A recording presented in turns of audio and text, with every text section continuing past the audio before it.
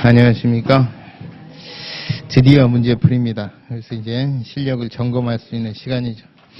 그동안 배웠던 걸 점검한다가 아니라 이제 이렇게 문제가 나오고 이런 지문이 이런 뜻으로 쓰이는구나 라는 거를 이제 잘 익숙하게, 우리 약속이에요. 짧은 지문에 그게 그런 뜻이라고 하는 것을 테스트하기 위해서 이제 약속을 한 거니까 자주 접하셔야 돼요. 그래서 계속 풀어보시는 게 좋고, 만약에 이제 기본 강의, 심화 강의 조금 소홀히 했다. 아니면 행정법을 좀 여러 번 행정사를 도전하다가 그동안 좀 일이 있어서 못 쉬었다. 제대로 못 하다가 이번에 또 합류를 했다. 그러시면 죽으라고 지금부터 하시면 됩니다. 그러니까 이제 기본하고 심화 때 열심히 하신 분들은 이 기간이 조금 뚜껑이 덜 열려요. 근데 기본이나 심화가 조금 덜 되신 분들은 뚜껑이 완전 열립니다. 그러니까 뭐 물어보는 것 같은데 모르고 진도는 계속 쫓기고 양은 많고 화가 나겠죠. 그러면은 선택을 하셔야 돼. 어떻게 선택을 하느냐? 만약에 오늘 우리가 진도가 축 나가는데 남들은 뭐 3문제씩 한다. 2문제 내지는 1문제만 하시면 돼.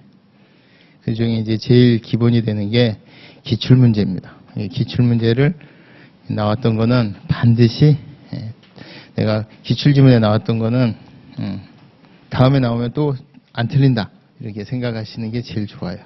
여러분들이 기출문제집을 풀다 보면 야, 나온 게 또 나오고 또 나오고 또 나오는구나 라는 느낌을 많이 받으실 수가 있어요. 쉽게 말해서 시험이 떨어뜨리는 시험이 아니라 여러분들은 1차 이렇게 소양, 행정사로서의 기본적인 소양을 테스트하는 시험이어서 주려고 해요. 출제위원들이. 7급이나 9급 공무원들 대상으로 치르는 시험은요, 떨어뜨리려는 시험이어서 절대 안 나옵니다. 한번 나왔던 거는. 잘 안 나와. 근데 여러분들은 또 내고 또 내고 또 내요. 그게 무슨 얘기예요? 조금만 공부를 하더라도 여러분들이 지금 일하시면서 또 합격 연령층이 또 일하시면서 투잡 뛰면서 공부하면서 이런 거를 출제위원들도 알아요. 그러니까 웬만하면은 뭐 좌절감을 이렇게 주려는 시험이 아니라 이렇게 끌고 올라가는 시험이니까 여러분들 거기에만 부합을 해주시면 되는데, 기출문제집이 그래서 제일 중요합니다. 근데 만약에 나는 이제 기출문제집도 좀 버겁다 그러시면 뭐 이제 징검다리로 하시면 돼. 13579 이렇게 하시면 돼. 예를 들어서 이게 이제 예를 들어서 몇 회겠죠? 11회씩 25문제씩 11회면 곱하기가 안 되지. 한 270문제 정도? 그러면 이제 270문제 중에서 나는 한 150문제만, 100문제만 해야 되겠다.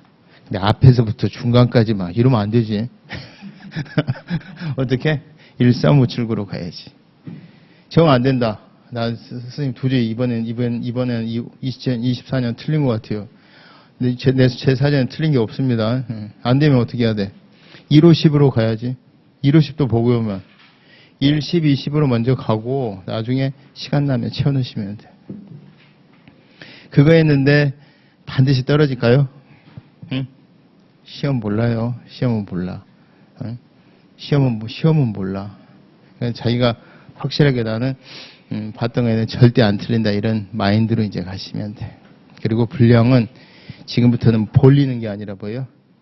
줄이는 거야. 내가 문제 풀었던 문제는 절대 2번 다시는 안 틀린다. 직간접적으로 얘가 정장 입고 나왔던 애가 추리닝 입고 나와도 내가 다시 알아본다. 이런 느낌으로만 가시면 돼. 아시겠죠? 꼭 약속입니다. 절대 포기하지 마세요. 시험은 포기하는 게 아니에요. 끝까지 가시고, 만약에 진짜 내가 행정사라는 제도가 해바뀌고 오늘 알았다. 도저히 선생님 안 될 것 같아요. 그러면 각 과목에 예를 들어서 행정법, 예를 들어서 행정작용까지만 내가 본차 10월 달에 준비한 친구들처럼 열심히 해서 한번 그 범위 내에서 내가 열심히 해보겠다. 그럼 그 다음 믿으면은 당연히 되겠죠. 그런 식으로라도 하셔야지 워밍업, 건들건들 와서 그냥 뭐 하는 척 이런 거 제가 제일 싫어합니다. 왜냐? 제일 결과가 안 좋아요. 공무원 시험이건 자격증 시험이건 건들거리고 다니는 게 제일 안 좋습니다, 여러분. 여러분들이 하여간 자기 점수가 있어야 돼요. 그래서 오늘부터는 뭘 하셔야 되느냐? 이제 문제를 보시고 이제 자기가 직접 풀고 오시면 제일 좋겠죠. 근데 이제 막 풀어서 괜히 상처 입을 것 같으면 안 푸시는 게 좋아. 그냥 오시는데 복습 위주로 하되 이 지문은 중요하다고 하는데 내가 기억이 잘 안 난다. 체크. 이 지문은 별로 중요하지 않은 것 같다. 체크. 이 지문은 정말 어려운 지문인 것 같다. 또 나오면 틀릴 것 같다. 그것도 체크. 그럼 뭐 내가 헷갈려서 틀렸다. 여러 가지 한 4가지에서 5가지 정도로 체크를 해 놓으시고 만약에 이제 시험 임박에서 한 5월이 됐다. 근데 이제 쭉 돌려봐야 되겠는데 시간이 없다. 그러면 제일 중요한데 내가 헷갈렸던 거 1순위 그것만 돌려보는 거지. 여건이 좀 되면 좀 중요하다고 헷갈렸던 거 거기까지도 돌려보고. 그렇죠? 예, 그런 표시를 해놔야 돼. 지금부터 다 중요하다고 표시를 해버리면 끝에 가면 다 중요한 것도 이제 중요하지 않은 게 되는 거예요. 막말로 문제집만 보더라도 이게 몇 페이지? 400페이지인데 이거를 하루에 봐야 되는데 시속 30페이지 나야 돼. 그러니까 막 자기가 책 표시해 놓은 것만 중요한 거 위주로 봐야 된다. 지금부터는 지문을 잘 표시를 해놓으세요. 문제가 아니라 지문을 이 지문은 내가 맞췄던 문제. 그건 또 나와도 또 맞춰요. 이제 장수생들이 자신이 없어서 자꾸 중요하다고 표시를 하는데 그러다 보니까 또 떨어져. 그것 때문에 내가 한번 맞춘 거는 그냥 비도 또 나오더라도 맞춘다 이렇게 생각하고. 그리고 긴가민가 반드시 체크하셔야 돼. 긴가민가 하는 거. 그 다음에 3번째 정말 중요한데 잘 안 기억나는 거 그거 체크해야 돼요. 정말 어려운 거 하이표 나오면 내가 쿨하게 틀려준다. 이것도 표시해 놓으셔야 돼. 그러면은 마음 비워버리시면 돼요. 안 나온다고 생각하시면 돼. 나오면 뭐 쿨하게 하나 틀려주지 뭐. 90점만 받지 뭐. 아시겠죠? 자, 행정의 개념 3회 문제죠. 행정에 관한 설명으로 옳지 않는 것은 헌법의 구체화법인 행정법. 무슨 말인지 아시겠죠? 헌법이 상위법이고 엉성해요. 130개 조문인데 부칙이 6개. 그래서 그걸 이제 구체화하는 법률 중에서 공법이 뭐예요? 행정법. 사법이 민법 이렇습니다. 이제 그 공법의 대상이 되는 행정은 권력 분립의 원리에 따라 확립된 개념이다. 그렇죠. 제가 주기장창 얘기하는 게 국가가 입법행정 사법으로 나뉘면서 행정이란 개념이 나왔다 그랬어요.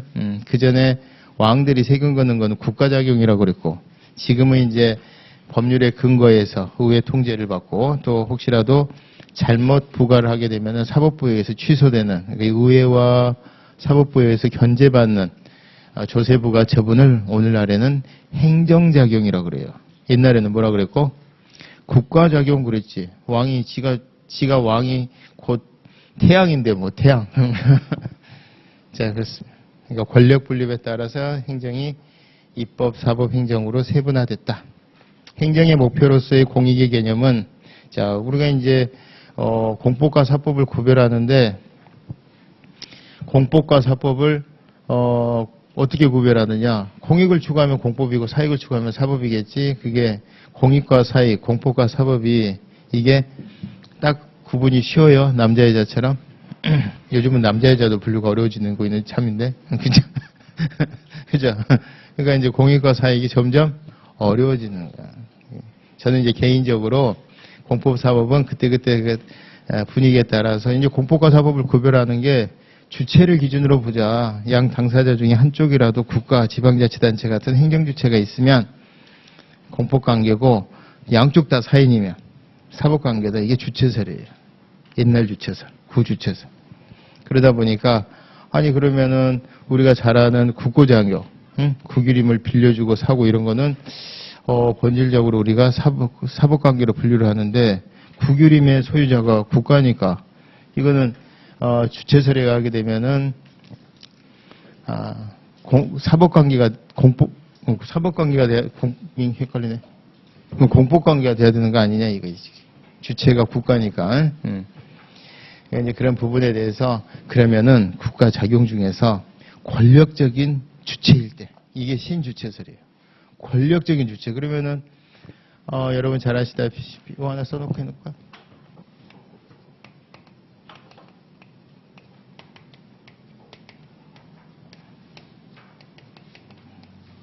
요게 공법관계고 요게 사법관계인데 얘네들 둘이 비권력적인 거예요.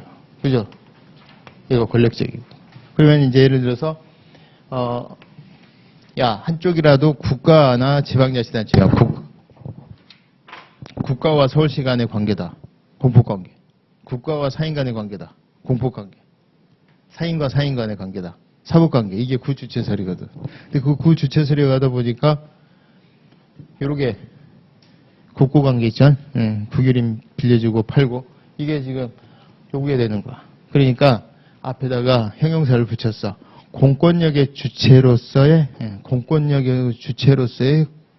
행정주체 이렇게 하면은 이게 이제 비권력적이니까 빠지지. 근데 뭐도 빠져버려? 얘도 빠져버리지. 그러니까 이 얘를 빼려니까 얘도 빠지고 쟤를 빼려니까 얘만 빼면 좋겠는데 쟤도 들어오고 자꾸 그러죠. 그러지 말고 찍어 누르는 관계는 공법관계로 보자. 찍어 누르는 거. 얘네들은 비권력 관계. 그럼 찍어 누르는 거라고 봤더니 세금 내 군대가 그거였구나. 근데 가만히 봤더니 민법에 뭐가 있어요? 미성년의 자는 친권에 뭐 해야 된다? 복종해야 된다. 이게 나와. 여러분들은 이제 성년자가 됐으니까 복종 안 해도 되지. 대신에 미성년자일 때는 친권자는 미성년자를 보호, 교양해야 될 의무가 있는 거지. 그러니까 여러분들은 부모님으로부터 보호, 교양할 권리를 주장할 수도 없지. 성년자는.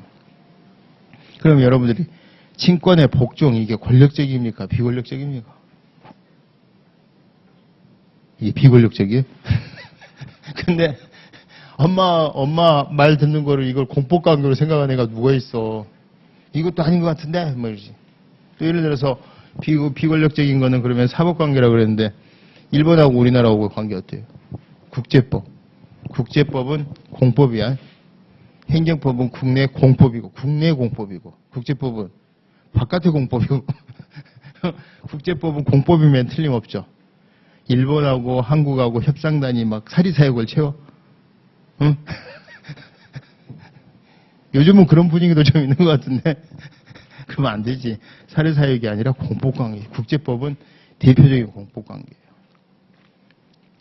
권력적일까요? 비권력적일까요? 일본하고 우리하고의 관계는 권력적인 게 맞지. 우리가 이게 국제법 관계는 비권력적인 것의 대명사죠. 야, 안 맞아. 찍어 누르는 것도. 자, 그러면 우리가 이렇게도 안 맞고 저렇게도 안 맞고 공익을 추구하는 거, 사익을 추구하는 거, 공익과 사익의 구별이 불분명한데 뭐 이렇게 해서 이제 다들 하나씩 보니까 공법관계, 사법관계를 구별짓는 특징은 하나씩 잘 찾은 거예요. 공익을 추구하는 게 공법관계, 사익을 추구하는 게 이게 이익설. 이익설은 공익과 사익의 구별이 분명하다면 제일 좋은 학설인데 공익과 사익의 구별이 불분명해요. 그러면 이제 공법관계는 공익을 추구하는 거고 사법관계는 사익을 추구하는 관계다. 선생님 그러면 공익과 사익은 어떻게 구별해요? 그러게 이렇게 되지. 그래서 얘네는 순환론법에 빠졌다는 비판을 받고 구주체설은 국고관계를 공법관계로 보는 비판이 생기고 그래서 그 뒤안으로 나온 신주체설은 관리관계를 또 이제 사법관계로 보는 그런 단점이고 권력설, 성질에 따라서 복종 이런 관계로 보는 관계는 친자관계를 누가 또 친자관계 그러니까 친자할 때 아들자라고 왜 계집이 안 넣냐고 막 따지던데 그 딸, 아들 다 포함해서 친자관계 자식이라는 개념이에요. 자식. 부모와 자식. 너무 그렇게 따지면 세상 피곤해져.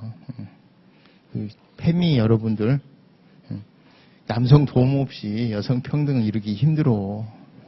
그냥 마음에 안 들어도 이렇게 껴안고 가야 돼 남자들.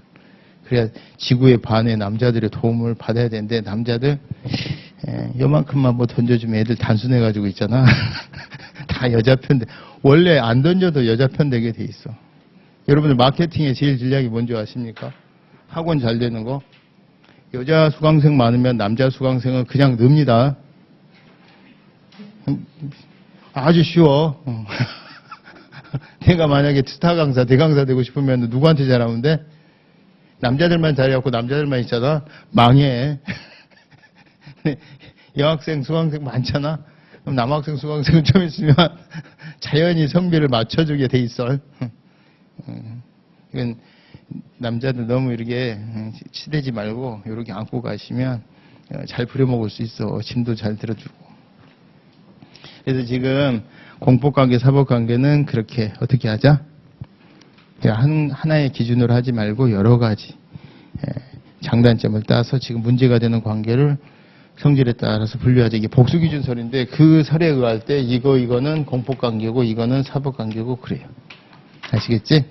이거 몰라도 돼. 근데 저는 이제 개인적으로 제 영동의 약설은 뭐냐면 공법과 사법은 공익과 사익은 쪽수설에 입각하는데 쪽수설이라고 한번 해볼까? 드라마를 보다가 그런 생각이 들었어. 내가 혼자 있잖아요. 그럼 혼자 있으면 뭐? 사적인 거죠. 연애를 하면 둘이 되잖아. 법학에서 둘 이상을 단체라 그러거든. 그러면은 1대 둘의 관계는 뭐야? 이게 공이고 이게 사요. 제 개인적인 생각은 법학은 항상 비교를 잘해야 돼. 드라마 같은 데서 보면 그러잖아. 되게 그 세상 그지같이 사는 그 여자애를 그 기업의 본부장이 또 좋아하잖아. 그리고 그 여자애는 뭔가 출생의 비밀을 안고 있고. 그죠? 근데 대부분 그 본부장과 그 세상 그 못 사는 그 여자애와의 결혼을 아빠는 또 중도인데 엄마는 죽자살자 또 싫어해. 드라마를 보면. 그럼 이제 아빠랑 출근할 때 엘리베이터 안에서 뭐라 그래? 아빠한테 좀 도와주세요. 그럼 아빠가 뭐라 그래? 여기는 회사야. 공과 사를 가려야지. 그런다? 저게 공법관계인가? 진짜 아무래도 단체, 그러니까 둘보다 넷보다 천 이렇게 되면 그게 아무래도 단체성. 그래서 이제 여러분들이 나중에 보시면 행정법을 이해하기 쉬운 게 공법관계는 단체성이 있어요. 단체성이 있으면 뭐가 이게 깔리느냐? 1대1의 관계가 사법관계라면 단체적인 거는 평등 원칙이라는 게 깔려요. 이게 무서운 거야. 제가 항상 얘기하는 거지만 사법관계에서는 내 좋아하는 대로 좋아하는 사람 만나서 좋아하는 사람하고 결혼하고 그렇게 생활하면 돼. 근데 내가 예를 들어서 여기서 공법관계다. 내가 좋아하는 사람만 세금을 면제해 준다. 난리가 나. 무슨 말인지 아시겠죠? 여기서 또 헷갈려가지고서 뭐 우리 와이프 생일인데 갑자기 옛날 여자친구 생각이 나서 막 3명 케이크 똑같이 사가지고 나눠주고 왔다. 뒤져. 무슨 말인지 아시겠지? 이게 뭐예요? 공과 사를 구별을 못하는 거야. 큰일 나는 거야. 그러니까 예를 들어서 공적인 어떤 업무를 담당하거나 공무원이 되는 시험에서는 이 공법을 구별하는 공법상의 원칙이라고 하는 행정법의 원칙이 있잖아요. 그거를 각인시키기 위해서 행정법이 필수 과목으로 다 들어가 있는 거예요.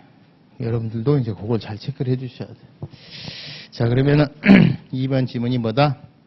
공익의 개념은 명백하지가 않아요. 명백할 수가 없지. 공익의 개념은. 어때요? 왔다리 갔다리 하는 거라 그랬죠? 시간의 흐름에 따라 뭐 고정되지 않는 것이다. 틀렸습니다. 자, 우리나라의 경우에는 통칭의를 판례에서 인정한 바가 있다. 그렇죠. 통칭의를 인정하는 데는 어디예요? 사법부예요. 통칭의 인정의 주체는 뭐다? 사법부. 통칭의 주체 이러면 통칭의를 행하는 주체란 뜻이지. 그거는 앞으로 나가는 애들. 뭐예요? 적극적이고 능동적이고 미래지향적으로 나가는 입법부, 사법부, 아니 행정부, 입법부 그러죠. 옛날에는 행정부 중에서 대통령만 이랬는데 지금은 이라크 파병 결정할 때 국회 동의까지 합해서 입법부도 주체로 봅니다. 근데 사법부는 항상 소극적이고 수동적으로 누군가가 문을 두드렸을 때만 재판을 해주기 때문에 통칭의 주체가 되기가 어려워요. 그리고 1심 판결이 통칭이다. 이게 말이 안 되잖아. 무슨 말인지 아시겠지? 그러니까 통칭의 주체는 행정부하고 입법부. 통칭이 판단의 주체는 사법부. 자, 우리나라는 통치행위 인정하더라, 안 하더라? 하더라. 행정을 공법상의 행정과 사법상의 행정으로 구분하는 주된 실익은 양자에 적용되는 실체법이 다르고 권리구제 방식이 다르기 때문이다. 자, 요걸 뭐라 그러냐면요. 행정상의 법률관계 그래요. 이게 무슨 얘기냐면은 아까 말씀드렸더니 행정을 수행하는 과정에서 둘 이상이 생기는 관계 중에 법률에서 규율되는 관계를 행정상의 법률관계라고 그래. 근데 그거를 보니까 우리가 쭉 경험칙을 보니까 몇 개로 되더라? 3개. 굳이 하나 더 들자면 뭐? 행정사법 이래요. 그죠?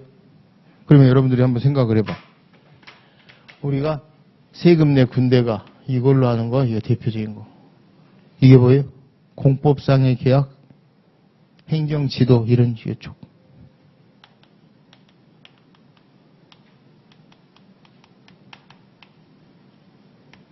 이거는 지도 공고 좋은 격려니까 구속력이 없죠. 행정지도는. 그러니까 비권력적인 거 아시겠지? 공법상 계약은 왜 비권력적일까? 공법상 계약은 국가가 갑을 상대로 청약을 하는 거야. 얘처럼 도달해서 요력이 생기는 게 아니라 청약을 했는데 갑이 승낙을 해줘야 요력이 생겨. 승낙을 안 해주면 개나 줘라 그러면 요력이 안 생겨. 무슨 말인지 아시겠지? 그 다음에 요거는 국가가 우리 국유림 사실래요? 뭐 이런 거란 말이에요. 컴퓨터 좀 싸게 좀 공급해 주실래요? 이런 거니까 요거는 이제 국고관계. 그 다음에 이제 행정이 사법으로 도망가고 이런 건데 요거는 우리가 뭐로 봤다? 복수기준설에 갈 때 공법관계. 요거는 사법관계래요. 그러면은 요거는 여기를 지배하는 원칙이 뭐다? 무슨 원칙? 행정법이 지배하죠. 여기는 민법과 같은 사법이 지배를 합니다. 이런 거는 이제 실체법이라고 그러고 실체법상의 권리, 공권이 침해당했다. 뭐로 구제받아요? 우리나라는 행정법원이 따로 있습니다. 여기는 민사법원이 따로 있고요. 자, 여기에 제기하는 소송을 뭐라 그러죠? 행정소송. 여기는 적용되는 법과 원칙이 각각 다르고 재판 관할도 다르고 소송 양식도 달라요. 실익이 있어요? 없어요? 구별 실익이 있죠. 자, 그러면 공법상의 행정이라는 얘기는 행정을 수행하는 과정에서 이런 4단계로 나오는데 이 행정을 수행하는 과정에서 이런 거를 뭐라 그런다? 공법 형식으로 수행하는 행정. 요거는 사법 형식으로 수행하는 행정.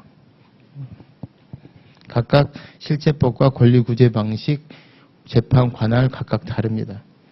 그 다음에 이제 급부행정은 공법적인 방식 이외에 사법적인 방식으로도 이루어진다. 주로 이런 게 뭐예요? 국고관계 이런 게 주로 이제 국민에게 뭔가 이렇게 배려해주는 영역이 주로 많다는 얘기지. 만약 국민을 괴롭히면 이게 어떻게 되겠어요? 대부분 이쪽으로 가겠지. 국민을 괴롭히는데 법에 근거 없이 사적인 합의로 좀 곤란하겠죠? 그런 경우들이 많은 것 같아요.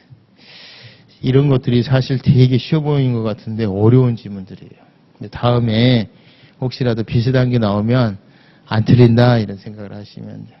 여기서 이제 우리가 문제 풀고 나는 1번부터 5번 질문 중에 2번, 3번은 이해가 되는데 1, 2, 4, 5번이 기억이 안 난다. 그러면 그거 집에 가서 찾아보시면 돼요. 그래서 기본서를 역추적해서 점검을 하시고 혹시라도 외워야 될 게 있으면 요약집이 만약에 내가 지금 요약집으로 이렇게 해서 하기가 좀 어렵다. 그러면은 문제집에 표시만이라도 잘해 두시라 이 말이에요. 나중에 이제 뭐만 보시면 돼? 쉽게 이해했던 거는 안 보고 조금 어려웠던 지문 찾아보고 했었던 것만 표시 잘해 놓고 나중에 그것만 쫙 돌려보면 되는 거야. 그럼 나머지는 맞췄던 거니까 그 감각으로 또 맞추면 되는 거.